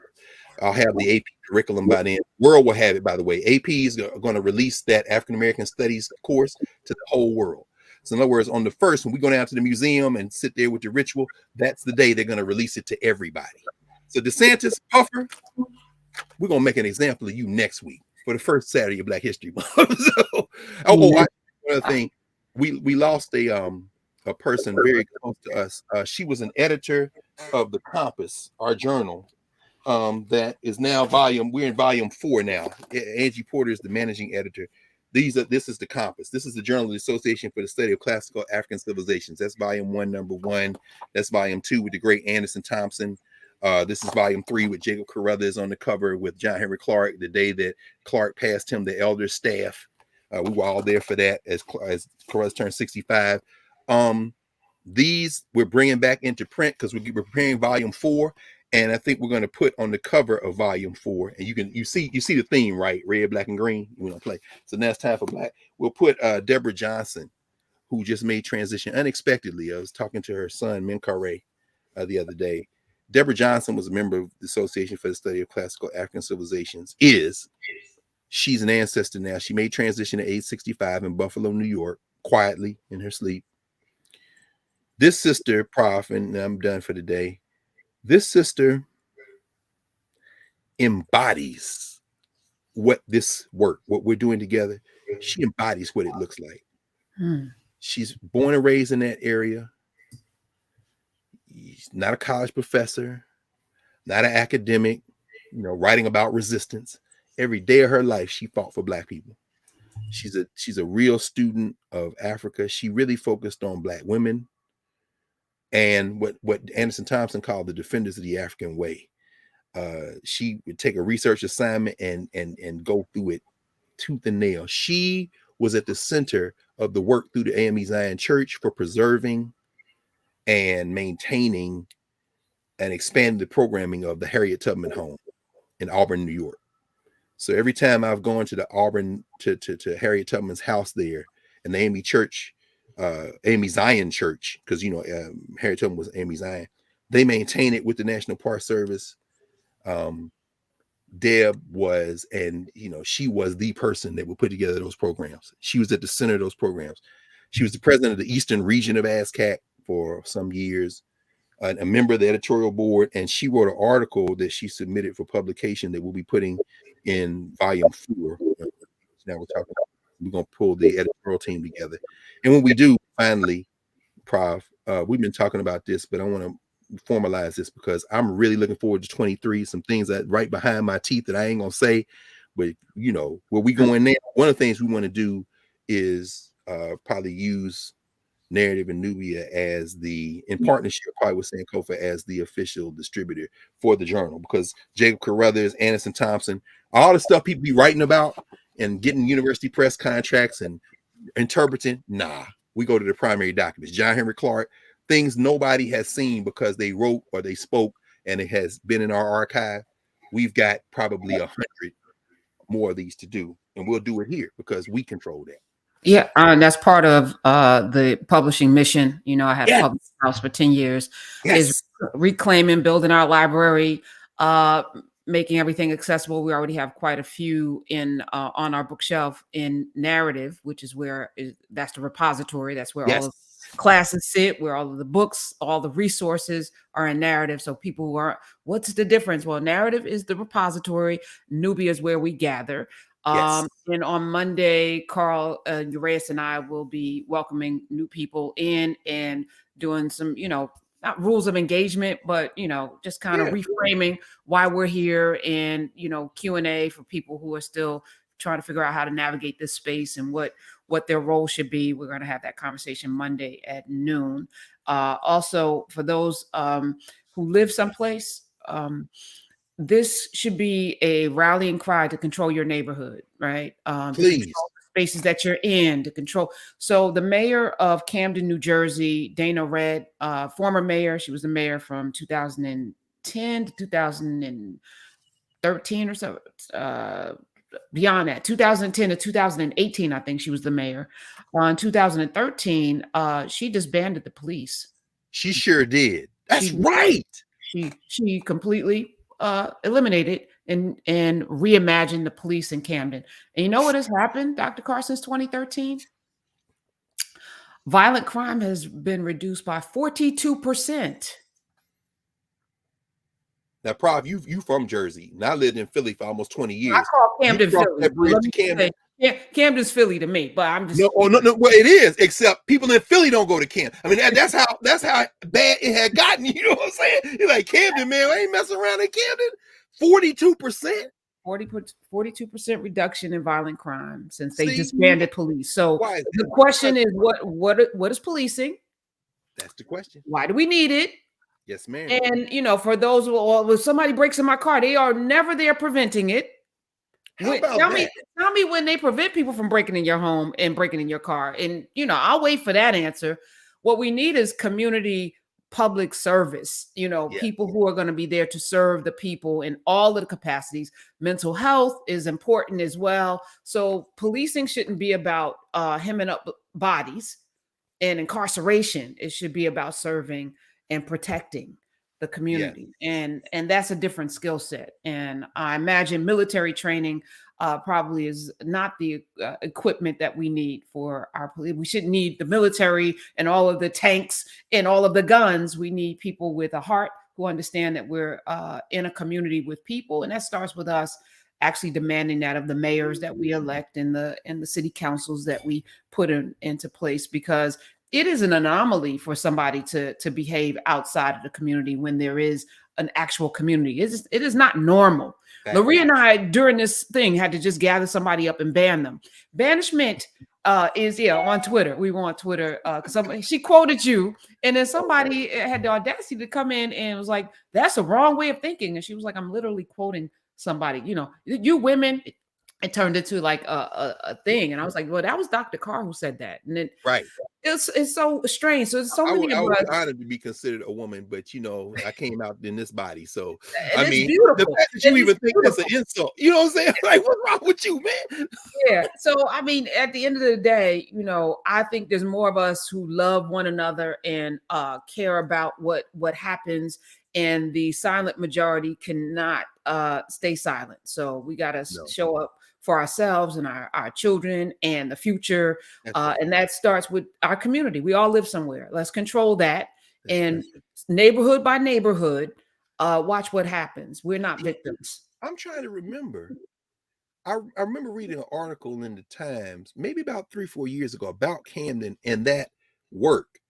Now, so what kind of function, public safety function replaced it? I'm trying to remember. I don't remember. Public safety. It's because they were talking about how the people now in the neighborhood, they were okay. And you got to be from there. You have to, it's like the way it should be. Like it's the way it should be. These outsiders, those 5 officers should have known that brother Tyre. They should have known him. I'm not convinced they don't. Don't you think? I mean, if you're a black cop in Memphis and you came up wherever, I hope none of them went to Tennessee State, but they all accused they went somewhere. Don't you think somebody in the neighborhood know them? None of them crazy. They know them, but I'm saying they should know every young person. Oh, that's the skateboarding kid. Because he wasn't armed, he wasn't doing anything. It was a traffic violation, right? So that should even be a kinship. Like, that's little brother Tyre. You better come on, man. Your mom, Miss Wells don't play that. What you doing over here, boy? Exactly. Right. That's right. And the fact that their response to him running away was putting him to death with their and he was running for his life. Because Yeah. you saw they snatched him out the car. Yeah. And he was like, what? Y'all doing way too much. I was like, yes, you are. It's 5 of you. I'm a little small guy and y'all are doing way too much. And when he could get away and run, he did because he knew. Too. I mean, they had his hand and it was contorting him, spraying him like, give me your hand before I break it. What are you talking about, man? Spraying him like he was a bug, which you don't spray roaches like that. That's another human being. Nope. All right. I gotta. No, that's okay because if and when they're convicted, they probably will have to go into solitary or isolation. Because again, what Angie is writing about Port, she got, like we talked about on Monday night in Office Hour, she's got an article coming out in Michigan Law Review of Race that's public access. She's gonna drop it in Nubia in the next few days. I think it comes out formally the 3rd of February. But she's coined this term protocol. There's a protocol. Them guys ain't gonna be safe in prison because there's a protocol. In other words, I don't care, you cold-blooded killer. Those are guys right there, no problem. Bring them in Gen Pop. Oh man, can we go into isolation? No, because y'all killed that boy. You know what I'm saying? It's tough. And again, just ending with thanking you again and thanking all of us together. But certainly you had the focus and the temerity to just will it and push it into existence. These aren't conversations we can have in mixed company. Not because people are bad, not because you misunderstand the foundations out of which we're having. So when you come in like, well, I don't understand. I mean, there are checks and no, see, you missed the whole thing. It's something cultural going on here. Those guys have forfeited their safety for the rest of their lives. You can't be the police. No, forget the police. What you did, the worst thing you could do in many of our societies as African people is exile. Them cats been exiled now. You did that, you can't come around no more. I feel bad for their mamas. I mean, really, the people. I mean, because you can imagine I can hear what Dante's saying, but still, you still got to catch. You got to catch what came, man. That's my eye. You can't stop what's coming. No. No, but I love that we're here, and I do too. much, and I appreciate all of that. But none of it happens unless people decided to.